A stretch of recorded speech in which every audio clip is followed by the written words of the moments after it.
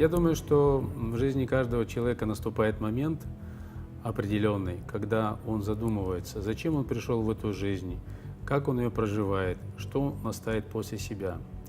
И этому способствуют еще определенные события, которые служат определенным эмоциональным порывом. Такого рода мероприятия произошли в 2008 году, когда Российская Федерация признала Абхазию. Был такой сумасшедший эмоциональный порыв, после чего мы создали культурно-благотворительный фонд Ашана, и возникла идея строительства храма в городе Герои Ткварчал. Почему в Ткварчале? Город Ткварчал был организован 9 апреля 1942 года.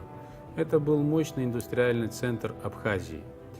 Но в этом городе, к сожалению, не было ни одного места, куда любой гражданин мог бы прийти, поставить свечку, помолиться.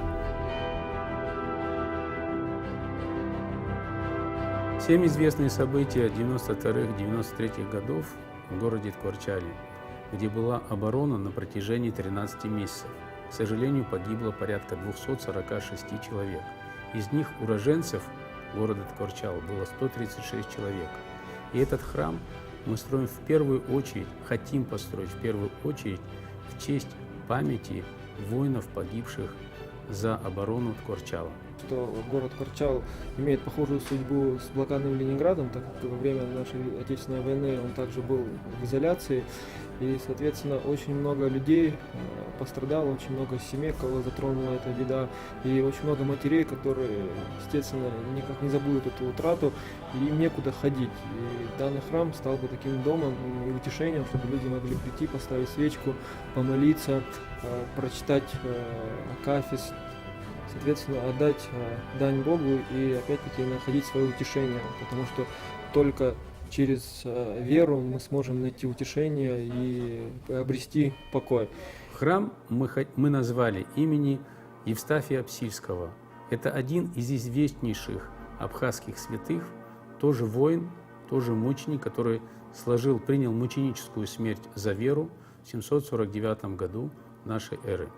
Строительство – это всегда хорошо, и даже если найдутся люди, которые будут критиковать, то все равно строить – это не разрушать, это возможность получить работу, это возможность окультуриться, потому что в храме будет церковная лавка, где будет продаваться литература. У нас появятся там священники, будет какая-то просветительская работа, и она всегда нужна, потому что с духовного возрождения начнется все. Потому что если Бог будет на первом месте, все остальное будет на своем, и будут строиться и детские сады, и школы, и больница, потому что люди, тем более наш народ, который никогда не был богоборцем, он всегда отнесется положительно к строительству храма. Есть такие прецеденты, их немало, когда храмы современные повторяют формы предшествующих веков. Это есть и на Руси, в современной России, в том числе и в Москве. И это будет тоже нормально, если и в Абхазии по образу и подобию какого-то абхазского храма, тем более типичного, каким является Лыхнинский храм, если строят храм, это можно только приветствовать. Более того, я не буду говорить о подробностях вообще, но об одной подробности могу сказать. Я бы восстановил даже вот в этом новом проекте притворы, они сейчас урезанные, а я бы восстановил сделал бы их тоже такими же, как и они были в Лыхне. Насколько я понимаю, храм создается на пожертвования, и я думаю, что все мы, люди доброй воли, не только в Абхазии, наверное, постараются внести какую-то свою лепту посильную. Насколько мне известно, в этом участие примут и наши соотечественники из различных стран мира, в том числе, скорее всего, из тех стран, где христианство либо православие не является основной религии. Я думаю, что это будет подтверждением, еще одним знаком того, что мы привержены идеям толерантности, идеям терпимости, мирного существования людей различных национальностей и различных конфессий. Посмотрите, все ценности христианские также ценятся и в Коране, в исламе. Поэтому все святые христианства также святыми являются и для ислама. Поэтому религия, она такая, которая дает возможность объединить людей, объединить народы для того, чтобы они могли отстаивать свои интересы. Не каждый народ может похвастать такой архитектурой. Если мы посмотрим немножечко вглубь истории, то обнаруживается, что самые уникальные храмы абхазской архитектуры были построены до X века. То есть этим похвастать даже Русь не может. Храма никакого не было в городе Кварчеле. Тогда в Кварчеле, сейчас Кварчал. Не было никакого храма. Людям нужно было ехать в другие районы, чтобы покрестить, чтобы помолиться. Не было священника, чтобы последний путь тоже проводить с помощью себя. Все это в нынешних экономических условиях очень сложно. Не закладывают авторы этой идеи участия каких-то государственных структур, государственных денег.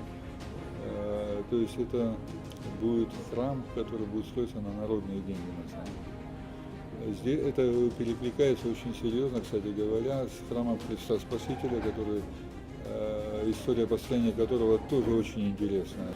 Ну, я уверена, что там есть люди, которые веруют в Бога, которые бы хотели бы, чтобы с ними происходили вот всякие таинства, которые происходят в храме. То есть Божий дом, в который они могли бы прийти, помолиться, причаститься, исповедоваться и очиститься душой и помолиться. Возможно, что за этим духовным развитием, которое сплотит общество, последует развитие экономическое, которое тоже очень важно сейчас для Абхазии. Вот. И, на мой взгляд, примечательно то, что вот этот храм строится, он назван в честь святого Евстафия Апсильского, который является защитником, покровителем Абхазии. То есть это мученик, святой, который принял мученическую смерть. И символично в данном плане то, что данный храм будет еще одним таким данью памяти воинам-защитникам, которые погибли в Отечественной войне народа Абхазии 92-93 годов. Для меня смысл в том, что абхаз — это понятие содержательное. Человек, который абсолютно толерантно относится к любой религии, он понимает, что корень там един, и, собственно, глубокий смысл присутствует в любой религии. Я очень рад, что появилась инициативная группа, которая занимается вопросом Кварчельского храма. Все-таки этот город, он город-герой, он выстроил очень много во время войны. То есть нет той семьи в Абхазии, которая бы не коснулась эта война, то есть память об этой войне, она жива, она свежа, и, на мой взгляд, строительство этого храмового комплекса, который будет являться еще одним таким символом вот этой победы народа, символом единства, величия, то есть это очень важно, это очень нужно, это очень правильно, на мой взгляд, дело. Если есть храм, то, соответственно, можно менять жизнь наших граждан к лучшему. То есть там, где есть храм, меньше происходит бед, потому что люди приходят, каждый за свои проблемы, кто-то находит свое утешение, кто-то находит радость, люди общаются, люди стараются слушать проповеди, тем самым меняя свою жизнь, тем самым, если человек приходит с какой-то злостью, с какой-то ненавистью, то есть в храме Божьем он смягчает свое сердце и начинает мыслить совсем иначе и старается жить по заповедям Божьим.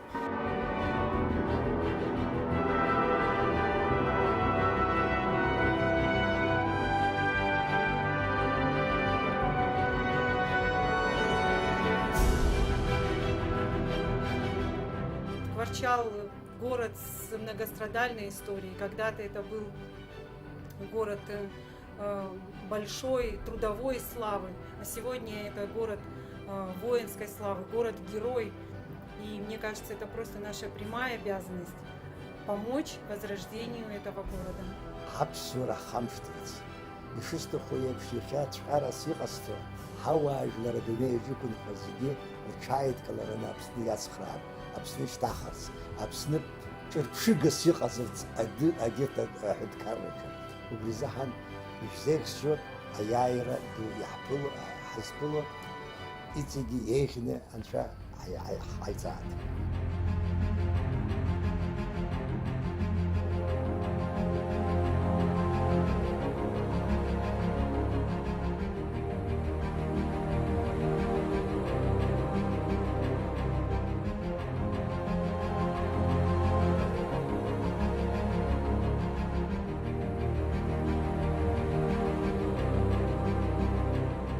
Говорят, что Бог у меня в сердце. Значит, вы встретили святого человека. Это состояние святости. И вам повезло очень. Многие люди в Америке и все протестанты говорят, что Бог у них в сердце. Соответственно, каждый пятый в США живет святой. Но это на самом деле не так. Плод Духа – это любовь, мир, долготерпение, благость. Это есть плод Духа, который можно отдаленно назвать святостью. Если представить, что человек живет в заболоченном месте, где не попадает солнечных лучей, где вокруг много кустарников, много деревьев, как же ему разбить сад, с помощью которого и плодами которого он будет питаться? Конечно же, он будет строить свой сад, разбивать его там, где есть солнце.